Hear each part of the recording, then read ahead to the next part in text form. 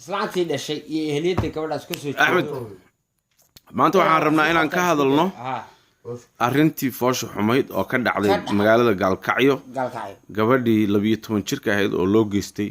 dil iyo kufsi dhibaato aad iyo aad u foolxun Soomaali isma lahayn waxaas way samayn doonaan hadda dadka anagu waxaan rabnay Kenya iyo Ethiopia inaan la soo dagaalno dhul soo ceshano bad soo ceshano laakiin waxaan ka dhamaan laanahay gabar 12 jir oo meel lagu xoogo mid la afdu warax oo mujtaka hada albaxwanaayeen ha maanta aad baan uga xunahay waxaas ragaas yes ragaasna waxaan rabnaa in dhagax ama dab lagu dilo ma istaahilaan in xabsi iyo arinta ka dhacday magaalada Gaalkacyo arinta ka dhacday Soomaali kan wada hadli karto إنك أبرئنا أو صوماليا وحنا أو مسلم أو إسلام مي حن هذا محاوين محن هنا ما هو إن مآذن مرة هينو إن مآذن ووحي إلى نفسه قليو قلي يس أرنت كذا عادي قال كعيو لقوم مشاكين كرو وأرن صومالي ودون أطالة وأرن صومالي أطالة يس وأرن أطالة وحي دلك حكومة يس وأرن أطالة ولما قال كعيو لما تكلم خلاص كهيا هاي waxaa sheekada iga soo gaaray waxay tahay inay aan maqlay adduunyada maanta neefka xoolaha laga leexdaa neefka xoolaha markii laga leexdo hal waxaan maqlay dhiicaankeeda ka dhammaanayo magaalada Gaalkacyo iskugu timaaday waniyo Gaalkacyo dad islaan lama degana miya war meesha meel islaan ma aha miya war meel bil ilaahay ka yaabisa ma aha miya war anigu waxaan ka xumahay gabadha yarta iyo xaaladda Gaalkacyo ka dhacday iyo wixii maamulaya iyo wixii wax u geystayba gabadhaas ka maamulaya iyo ka dilay waa isku mid meesha sharci ma jiro miya meel islaam ma aha miya ma adu ragaas maxaa dhihi lahayd maxaa hadda waa la hayaay aan dhihi lahaa arrinta foosha xun ee meesha ka dhacday ee fool xumada ee ka shaqeynaysa islaamnimada dad islaamaan dad bil aadam yes arintaas 20 habeen uma seexanaani waarun wacdal say ii soo gaadhay habeenkii ii soo gaadhay caaw isku dhafoor baanahay ma jiifalde fool xumada iga soo gaadhay dhibkii iga soo gaadhay waxaan joogaa waxaan ahay anigu waxaan ka soo hadlayaa qurba joogta Canada ka mid ahay qurba joogta Canada ka mid ahay nin daarooda ahay in Soomaaliyeed ma ahay laakiin se wadanka dhibaatada ka dhacaysa iyo fool xumada ka jirta iyo gabadha aan arkay quruxda ka muuqata shacaniga ka muuqda gabadh yar adeeg aaday oo loo dirsaday inay ay soo qabato macalinka dugsiga kamid ah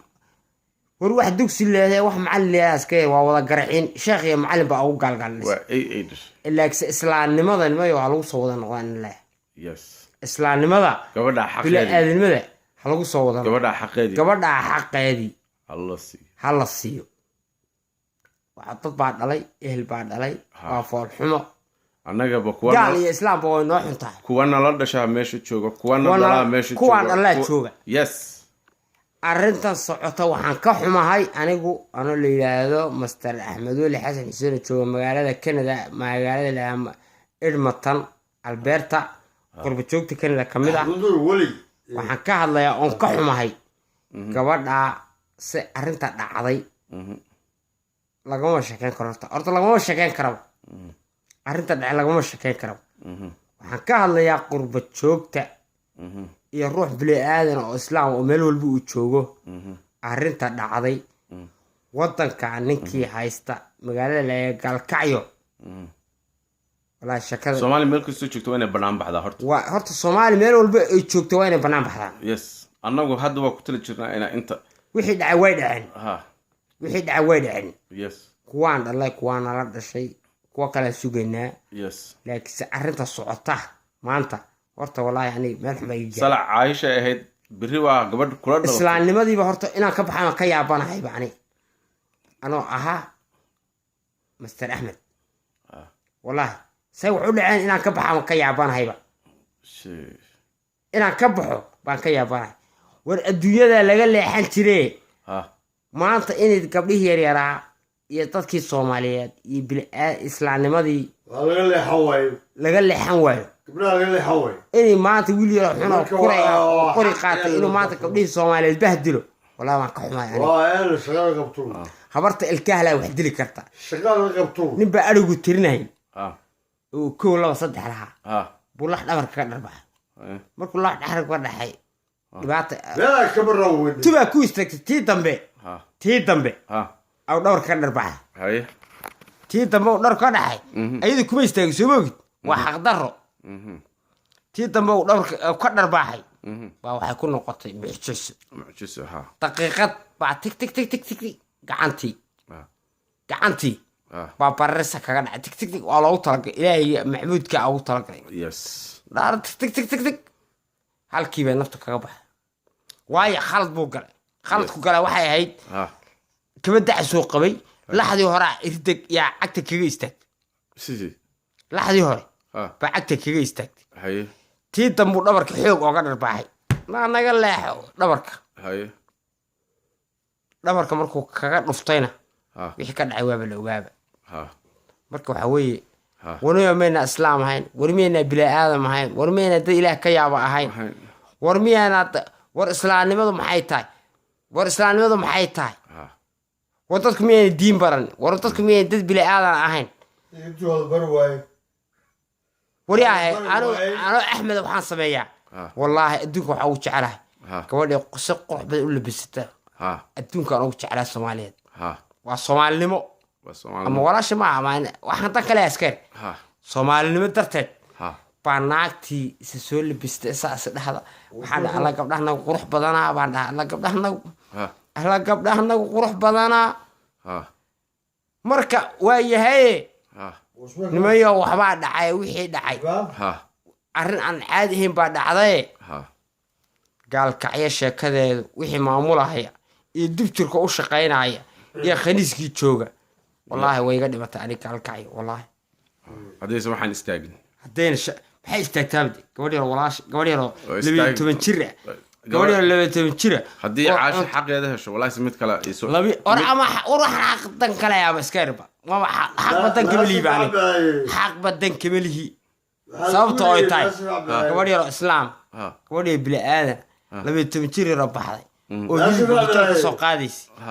ولا الدلي ورنا على أبود كلكم هاي waxaan u baahanahay